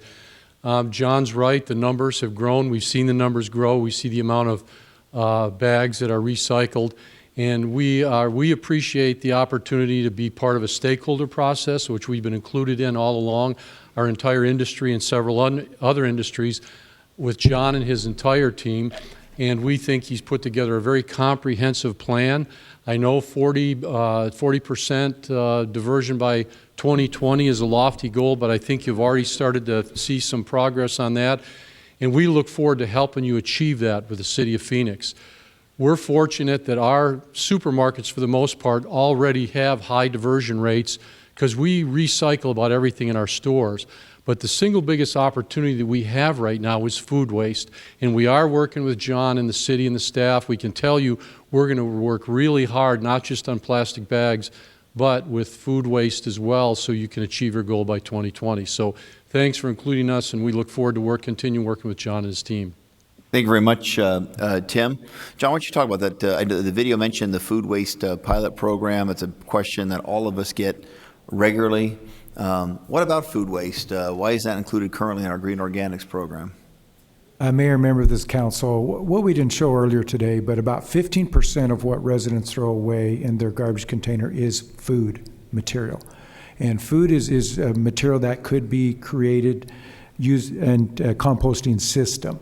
And so we do have a pilot program working with a local food grocery store, Bashas', one store, where we're collecting food waste, and we have a pilot program down at 27th Avenue where we're looking to see how we can manage food waste in a composting system and what quality material that we could achieve utilizing different types of systems moving forward. As was mentioned earlier, we are designing a composting farm that will be operating in the end of summer of 2016, which will include food waste. So we're going through a process right now to better identify the issues and concerns so we can better design that system for the summer of 2016. And the city collects the food waste from the grocery stores under the pilot program? Just the one, that's correct. We collect Bashas'. It's a food city that we collect it from at this time. Okay, excellent. Council members, Councilman Nowakowski, please. Mayor, first of all, I just really want to thank you for your leadership on this Reimagine Phoenix. I know that this is an incentive that you started from the very beginning of your mayorship, and it's gone a long ways. I just really want to thank you all for all your efforts and your hard work in making this successful. Also, Isabel, that's always out there in the community, educating people about recycling. She's a great advocate and a great employee of the city of Phoenix, so thank you all. But I have a couple questions on the items that you want us to vote on today or have some action on. There's no cost to any of it, so I'm concerned about if there's an estimated cost on the Bag Central station to expand that. What would be the cost to that? It's a great program. And it really reduces all those bags within our landfills, and it's something that we need to advocate for, and I just want to see what the estimated cost is. The other thing, too, is that we talk about an outreach, surveys, and all that. There's not a price tag to that, neither, or with the whole media and raising community awareness. Once again, what would be the cost behind that, or is there an estimated price tag to that? Mayor, Councilman Nowakowski, I will give you some cost so you'll know that, but just know that any contract that we have related to any of these items you see on the screen will be brought forward to council for approval. So let's start with plastic bags as it relates to cost. We don't feel there will be a cost as it relates to expanding the Bag Central Station program. That is mainly done at the grocery level. We will be partnering with the different retailers and AFMA to improve communication. That will be done within the means of each of those different partners as we move forward. So in reality, we should save money so that the less plastic bags we have in our system will save us money, not increase costs. As it relates to surveys and media, let's start with surveys. In the past, we have spent approximately $60,000 plus on 4 times a year of surveys to truly understand our program and what's working, what's not working, and how we can continuously improve. As you saw in the video earlier, we're always looking to be innovative, and you can see we are saving money in everything that we do. And so what we're asking for council today is instead of doing the 4 times a year survey, we're only going to ask for 1 time a year. It will be a very extensive survey, but it'll only be 1 time a year. So the cost, we won't know that yet. We'll do an RFP, but we're projecting anywhere from probably $20,000 to $30,000 per year for survey.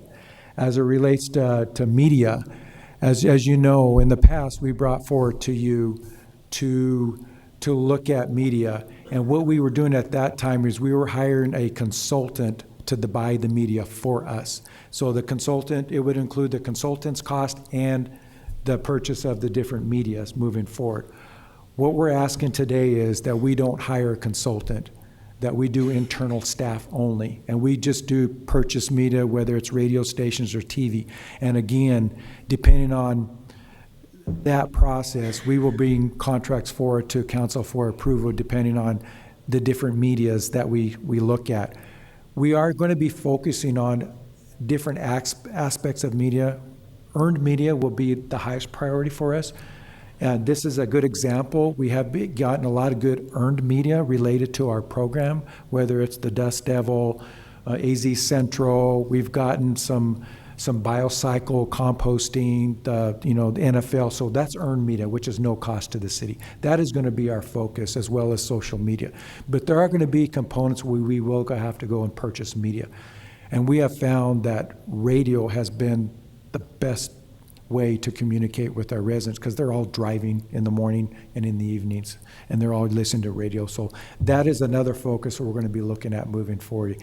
TV and newspaper, they don't give us the biggest bang for our buck, but the other forms that I mentioned earlier is what we're going to be focusing for. So to get to your question on cost, it relates to media. It could be anywhere from $100,000 to $200,000 on purchasing media. We don't know yet. We're going to put together a comprehensive marketing plan, and a lot of that's going to depend on the outcome of that survey that we want to do. And then, John, just a follow-up question is that I noticed that a lot of areas that we don't recycle in happen to be heavily Spanish-speaking areas that individuals aren't educated on the recycling bin itself, the do's and the don'ts. Are we making an effort to reach out to those Spanish speakers, or are those areas that we no longer have recycling in, and to educate in materials in Spanish also? Yes, Mayor, Member, Councilwoman Nowakowska, yes, there will be a focus on Spanish speaking as well, material as well as the radio, and we will be doing some door-to-door as well as part of our process moving forward. And my last question is that one of the biggest calls we get is the green organic pickup, the brown containers. People are asking, well, where can I order one? When is it coming into our neighborhood? Can you give us some clarification on that? I know there's a pilot program, but when is it going to be citywide? Okay, Mayor, members of the council, we are expanding the current pilot program. There are 5 areas throughout the city that we're going to be expanding to. And so we will be doing a door-to-door campaign as well as postcards to send out to residents, for both those residents that are eligible now as well as residents that will be eligible here in the near future when we expand that. At this time, we cannot expand citywide. We just want to make sure that the services we provide continuously are efficient and cost-effective. And if we did expand it citywide, a good example is we could be traveling far west to Councilwoman Williams' office for one container, and then have to drive all the way to southeast to Ahwatukee to collect another container. So we want to be able to control how the expansion, so we reduce our cost as much as we can. And then just closing remarks is, once again, I really want to thank you, Mayor, for bringing everyone together, and I call it the Team Phoenix approach, where we have different departments working together to make sure that we educate people on recycling and reimagining how they can actually use the products that are being tossed away into something positive. And the partnership with ASU and creating this resource innovation campus, I mean, what a great idea. And we're going to bring the brightest minds, not just here in the United States, but across the world, to Phoenix, Arizona, to really think outside the box and come up with innovative ways. So once again, thank you. And once again, Mayor, thank you for this Thank you very effort. much. Thank you very much, Councilman Nowakowski. Mr. Naymark has been the deputy city manager in charge of this project, but it's just a total coincidence that the acronym is the RIC, the RIC. Resource Innovation Camp. Total coincidence. I think he set Councilwoman that up. I think he set it up. That's clear. I did not notice that, Mayor. Thank you. Neither did I. The shirt you were in yesterday had it, Greg. Come on. It had Neymar in a little print underneath. Very excited about the waste to product component of this. We already in Phoenix have companies that make products from a variety of different sources, from jeans to rubber, and it would be great if we can have even more. And when we have this recycled material available in the community, use more of it in new products right here without having to deal with shipping costs. So very exciting. When our economic development director said mattresses, I cheered. As Ginger knows personally, we have a lot of source material available in District 8 alleys. And it would be so nice if there was an economic incentive for those mattresses not to end up in alleys. I know other communities have tried, but hopefully someone watching now will be that innovator who will solve that problem for us, because we would have a lot, sofas too, yes. We would have a lot of grateful residents, so very exciting. But I have noticed that a lot of the press has been around waste to energy, and because I represent people who live near that, I just wanted to talk about incineration and what do we expect the air quality impacts to be? Mayor, members of the council, as our program is really focused on, waste to energy is on the lower end of the totem pole. What we're looking for more for this this RFP and the CFI is companies that can take this material and turn it into a product, manufactured product that could be sold here locally. And that is our goal, because right now the way it's done, we transport it to California, ship it to China, they create the product, they ship it back, transport it to Phoenix, and we buy it. That's not what we want to do. We want to keep it here, and we want to bring those manufacturers and to create products locally. Just a note, we do have interest on an international scale, companies that do want to come here. I think we do have a company from England that's already responded to the CFI, and we're looking at possibly a company from Sweden that will be responding to the CFI as well. But back to your question, the focus is mostly on products, not energy. As you know, energy, it's very difficult, that we talked earlier in subcommittee, creating a landfill gas to energy. It's very difficult to do that in the environment we have here in Arizona because of low energy rates and a lot of other things. So our focus is going to be on products, not energy. Wonderful. Thank you. Appreciate that. It's wonderful news to hear and very much appreciated. Even just, I know we said less than 1% was hazardous material, but if you're putting that up in the air, that's not an insignificant percent, and it would be great to have these projects, and I know it is a goal shared among the whole council to have more manufacturing and that type of economic development. Mm-hmm. Since I represent one of the districts with rail, it is hard to see those trains leaving mostly empty and mostly with scrap, and so it would be great if we can create more value. So wonderful news. Thank you. Thank you very much, Councilman Waring. Thank you. I appreciate it. We recycle in my house, and it seems like every week the blue container is almost overflowing, which I'm happy about. I often reflect, I wonder if we threw away everything in the blue container that's only supposed to be in the blue container, it's supposed to be in the green container. After seeing this presentation, I feel better about things. District 2 is the #1 recycling district in the city. Yay, us. So that's all to the good. But you're saying 20%, I'm sorry, it went by rather fast, 20% of the material that goes in the blue container in my district, or I guess the city of Phoenix, should not be in the blue containers. And what I don't remember seeing is how that compares. I know we're behind our, I don't want to say competitor cities, but sister cities, I guess, in how much recycling we're doing. But are we being more efficient about it? I mean, do we have any idea what their waste rate is? You're nodding like you know, so. Mayor, Councilman Waring, yes, 20% is the number For us. But on an average citywide, there's some areas that do a whole lot better. I'm not saying 20% your district, I'm saying 20% citywide. Your district could be 5%. There's I other was just kidding areas about of bragging about my district, yeah. obviously. There's other areas of the It'd city. be good if we're number one, yeah. but I mean, really. And there's other areas of the city that could be 40, 30, 40, 50%. But on average, it's 20%. But I mean, I guess I'm talking about compared to other cities. Other cities, some are better, and the cities on a national scale that are better, they have mandates and they have fines and they have people going around checking. So their contamination is a lot lower because of how they have their ordinance set up.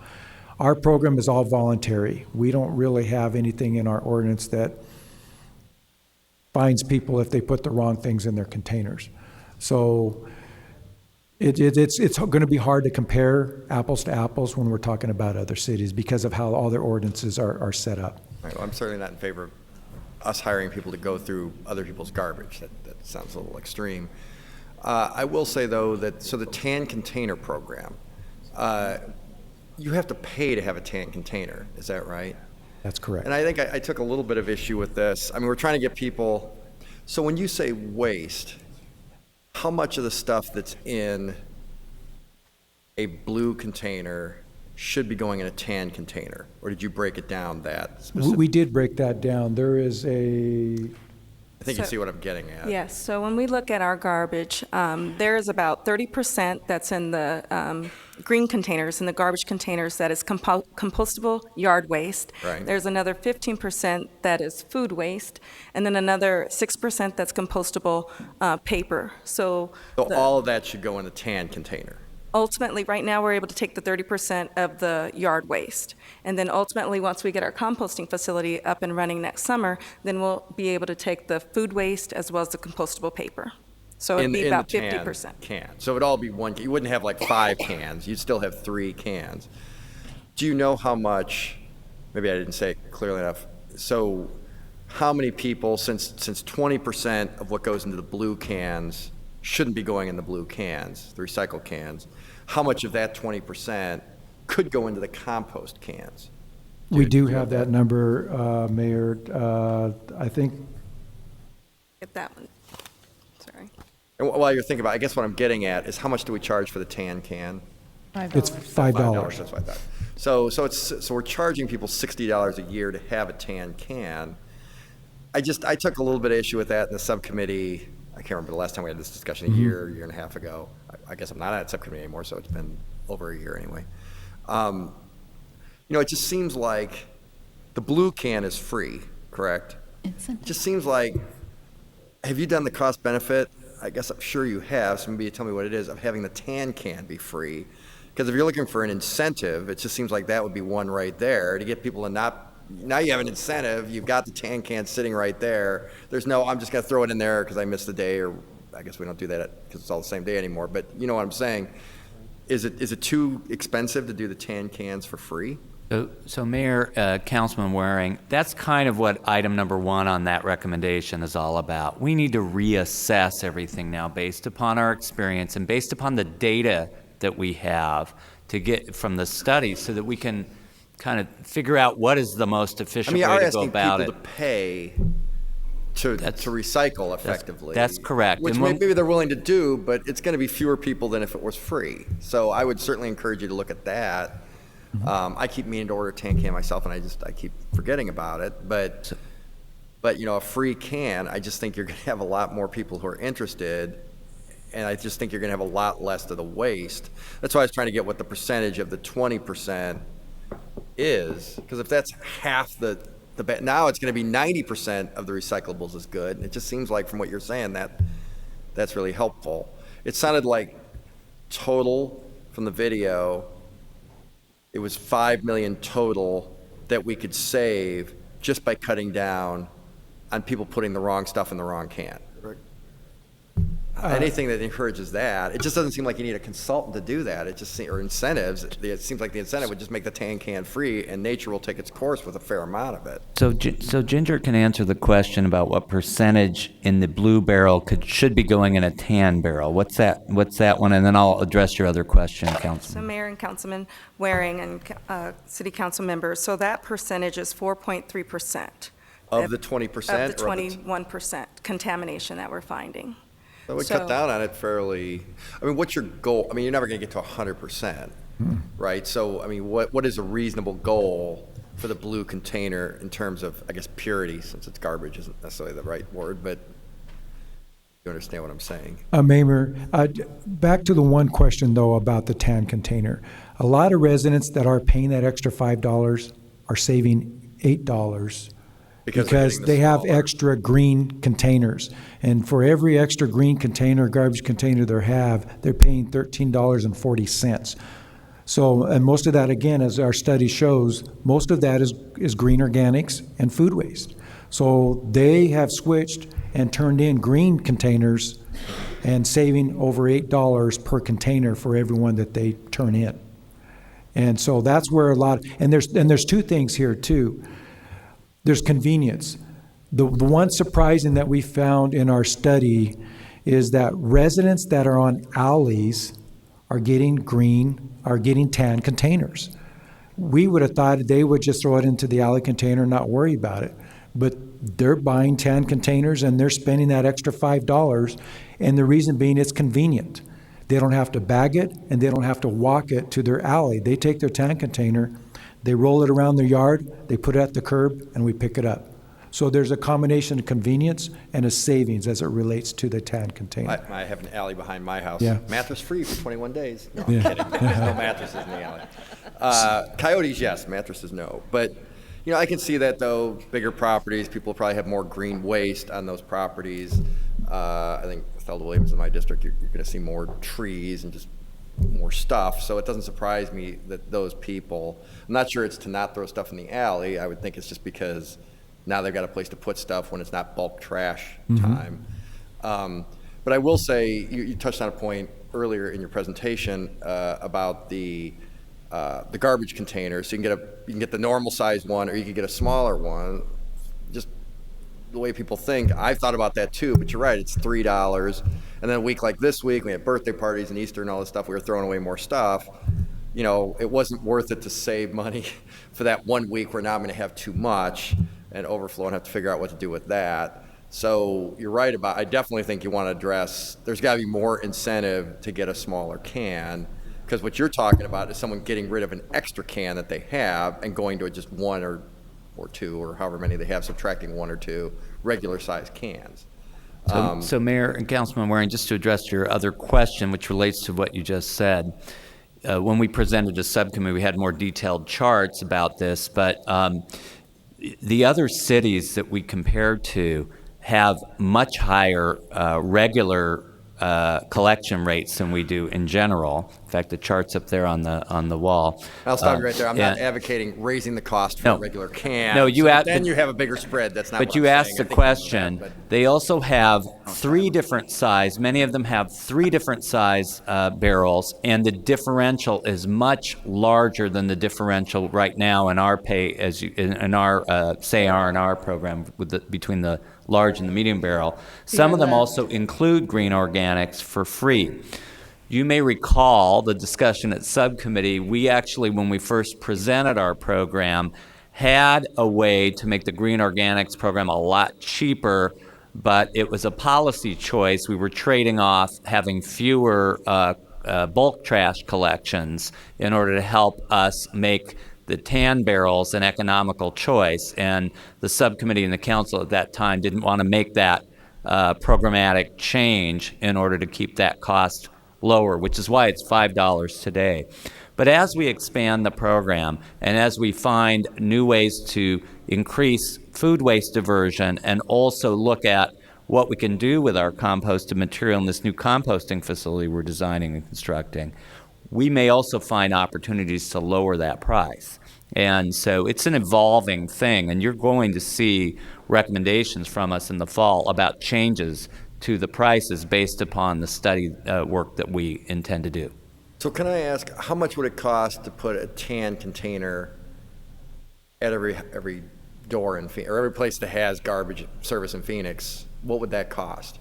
Well, it would be about $55 per container times 400,000 residents. So you're looking at $20 million. And we'd be saving, if everything went perfectly and all savings were, that would be pretty much one, I mean, I'm sure you have to replace the cans, but not certainly every year, right? I mean, they last for years, I would think. I don't know how many years, but quite a few.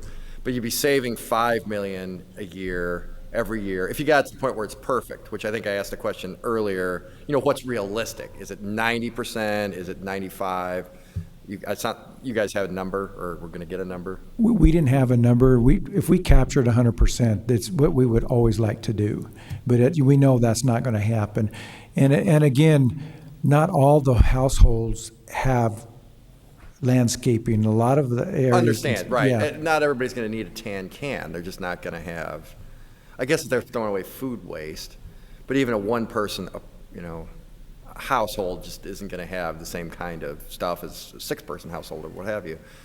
I guess over time, so let's say we saved, we're not saving $5 million a year because we're not hitting the 100% mark. We're saving, half of what we're wasting now. So it's $2.5 million a year. It just seems over time, just like using the more expensive but much more energy efficient light bulbs, it just seems like over time we made the money back. We will make the money back almost certainly, and people will change their behaviors, so it will only get better over time. It sounds like it's already changed rather dramatically. I guess it's just, and you're not filling up the landfills as quickly and so forth. It seems like there's a lot of benefit to getting those cans out there to places where it makes sense to do it as quickly as possible. And I'm sorry to belabor it. Last question though is apartments. I know that was a question that was asked about Republic. Maybe just explain for the audience, if nothing else, kind of where we're at with that. Is that something that's possible? We don't do the apartments, right? So, I mean, how would that work? Can that be included? Do other cities who have better rates do apartments? Is that part of the difference? I guess what I'm trying to figure out is what is the reason we're not doing as well as other cities that we can actually address? If apartments is something we can't address, then that's off the table. What's a realistic goal for us?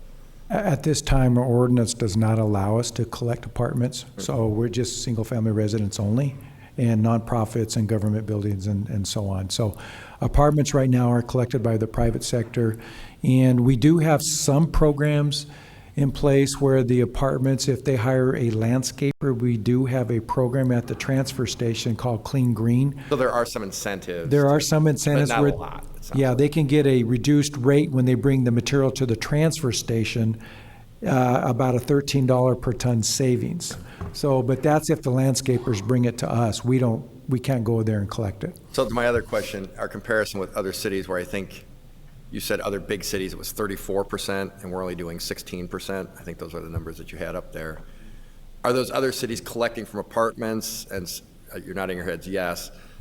So I mean, how much of a difference would that make? Because it's not an apples-to-apples comparison then, to our detriment, I would add. Yeah, Councilman Waring, that again, that's all depends on the type of solid waste programs. It's as we've done our research, it's been very difficult for us to compare ourselves with other cities because they're all different. Some don't even have bulk trash, HHW, and then they collect apartments only as part of the residential program, but they don't collect commercial, or they do it all.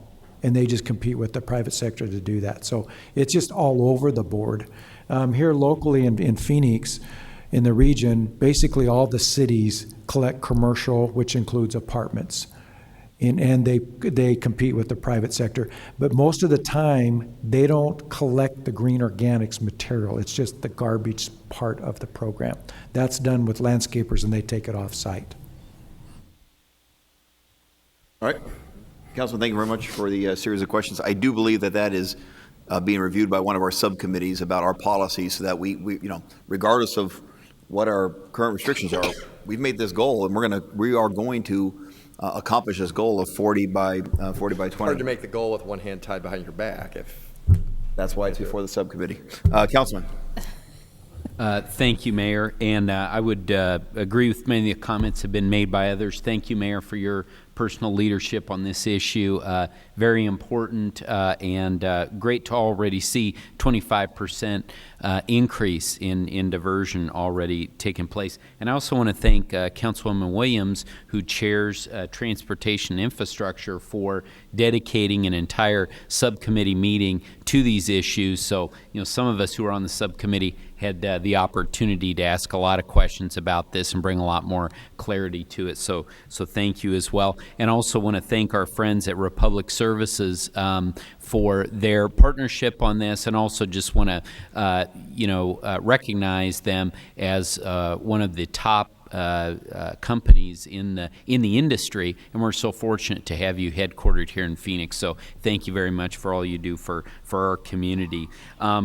I really appreciate the comments from Councilman Waring. These are, some of the discussion that we had in subcommittee as well. One of the things that I threw out there was, can we maybe do, sign up for the tan can and you get the first 6 months free or something like that to get people hooked into this, frankly. If we can do it for free, that's great. But if not, maybe that's some sort of a compromise position.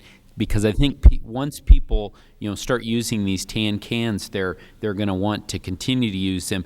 For me, I do my own yard work. I don't have multiple green cans. I just have one. So if I could take those grass clippings and things like that out of that can, it would make a significant difference. And I think we'd see that throughout the city. But I guess first and foremost, we need to get the program out to a broader swath of the city.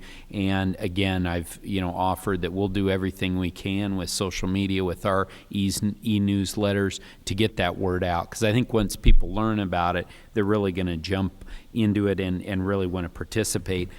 And again, I've talked about this before, but the Resource Innovation Campus is so exciting. I want to thank everybody here in staff who has worked on this. And I've said it before, our hope is that we're going to find that Google of trash here in the city of Phoenix and really encourage that development. So I think this is great. These are the types of things that we ought to be working on. And also there was a reference made to switching over to CNG trucks. That's made a big difference for the environment and in saving costs, because in the end, my take on it, chairing the sustainability subcommittee here, is you don't even want to save the world. You just want to, if you want to save money, you're going to be supporting these type of efforts, recycling. And that's the other thing too, as we get the word out and try and get more diversion, I think we need to try those different messages. For some people, saving the world doesn't move the needle, but if you tell them, hey, guess what? If you and your neighbors all recycle more, then that means we're not going to have to increase the solid waste fees. And by the way, thank you very much for not increasing those for, I think we're on 7 years now. Thank you. That's a testament to all the efforts of our team on that. Also, too, you talked about getting the word out on the tan cans via postcards. What about all the people who now, like I do this, who get their municipal services bill via email? Could we push that out to all those folks as well? Because sadly, for some people, if it comes in the mailbox, the snail mail box, it's going in the blue can. But if they get an email, they might actually look at it and decide to sign up for the tan can. And again, Bag Central Station, very supportive of increasing that program. Thanks to everyone who's worked on that. Actually, I think Mayor, you were one of the leaders of that when you were a councilman. And I think that's great now that we're talking about taking that program to the next level, because for folks who haven't been out to the transfer station, I have, those plastic bags are a real hindrance to our recycling efforts. So appreciate that. And with respect to these RFPs, I'm going to be supportive of this recommendation today, but reserve the right, once that comes forward to council for approval, if I personally think that the costs are too high, I'll sort of reserve that right. But at this point, I want us to move forward with all these efforts today, and so that's why I support it in the subcommittee and why I'll be supporting it today. Thank you, Mayor. Thank you very much. Other members of the council? Councilman Williams? Oh, thank you, Mayor. Everything was said by the councilman, but not by everyone. Isn't that what Claude Maddox used to say? I echo what Councilman Gates said, and I appreciate Councilman Waring's questioning. Many of those questions we ask at subcommittee, and I am, of course, very supportive of moving this forward. This sets the direction to attain the goals that we've made in a very innovative way. I think it again puts Phoenix in a leadership role globally, and I think it's very exciting. I have challenged you all to be very creative on how you get the message out via media, what media, using technology and using kids. We know that Facebook's out now. That's the old people's version. That's not cool anymore. So I challenge you again to go forward with this. And Mayor, I want to move this forward, so I'm going to move approval of staff's recommendation. But I too am reserving the right when you come back with the costs. We may negotiate. All right, the motion is in favor of the proposed recommendation as approved by the Transportation and Infrastructure Subcommittee. We have a second. Any other additional comments or questions regarding these? Mayor, I would just like to make a comment, Daniel Valenzuela. Yeah, like everyone else, I want to thank city staff. John, you've done a great job, and you continue to do a great job moving this program forward. I want to thank all of our partners. I personally have met with many of our sports teams. This program because of this program, I'm saying, I made the trip to New York to meet with many of our sports teams here in Arizona, but other spring training teams at the Green Sports Alliance conference. And one of the things that came of that was the zero waste spring training baseball game last spring training. I know the Phoenix Suns is also doing some things. The Diamondbacks continue to do things, and just a few weeks ago, John and I were at GCU at a GCU basketball game where the university there is doing some things. We made it very clear that to get to this goal, the city cannot do it alone. We do need to rely on our partners, and I like the conversation when we're now talking about some of the multi-housing opportunities that are out there. We've been in the city. John, you've been working closely with, again, all of the sports teams because that, and I'm not going to, it's certainly not easy, but it seems like low-hanging fruit that we should be immediately, those resources that we should be tapping, those partners we should be tapping on the shoulder immediately, which has been happening. So it's all very, very exciting. I appreciate the overall vision, the action behind it. I like the fact that the city of Phoenix is looking to save money, and I certainly love the entrepreneurial component behind it. And at the end of the day, it's also about creating jobs, doing the right thing, creating jobs on so many levels. I support this program, and I'm glad the motion has been made, and I will absolutely support. Thank you very much. Any other final comments by members of the council? Councilman Nowakowski? Mayor, under marketing, can we trademark the Jim Waring's "Yeah, slogan and use his voice? I think we should. No, you cannot. All right, thank you very much for that comment. I would just add to it. Look, it is our responsibility to look at best practices around the country. The reality is that this city achieving this goal is not a nice thing to do. We have no choice but to do it. We're going about it, I think, a very creative way. We're going about an entrepreneurial way. We're going about a way where hopefully some private businesses will make a lot of money off the things that people in this community put into the trash that can be recycled or diverted for other uses. But yes, there was a little bit of discussion about the way things have always been done around here in the city of Phoenix. I think we should be open-minded to looking at best practices around the country about how other cities have advanced ahead of us. When Terry Goddard was mayor, we implemented our recycling program. It was an innovative program at the time, ahead of the curve, and frankly, we've atrophied a little bit. We've fallen behind, and we've got to catch up to our competitor cities. There's no doubt that they are our competitor cities. Those cities that are the most sustainable, I think, are the ones that are advancing more in our competitive economy. And companies like Republic are our great partners and can be great resources. They work with cities all across the country. They know what the best practices are, and they want to share those best practices with us. So as we look for new and innovative ways to accomplish this goal, we ought to reach out to Republic and some of the other outstanding companies that we're blessed to have here as resources for how to get it done. And we are going to, unfortunately, probably ruffle a few feathers along the way if we're going to meet this goal. But it's our challenge, one of the great challenges of our time. And I think this council is ready to meet those challenges. So I'll certainly be supporting the recommendation. And with that, Councilman, go ahead, one more please. thing. So I'm interested in this subject, as you can see. It's an interesting 4-point plan. I think I am going to pull a reverse Gates on this one. He and I rarely agree, so this is to the surprise of no one who knows us well. I'm going to vote no, but it's not a reflection on your activities. It's just we don't have dollar figures attached to these studies and so forth. Sometimes I think we study things to death. I think to the mayor's point, we're slipping behind, and I just think, I think the studies that you've already been referencing here, was that about 600,000 in studies?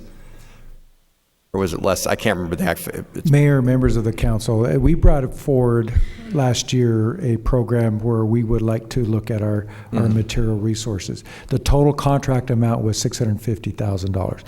What we've spent to date is only $250,000.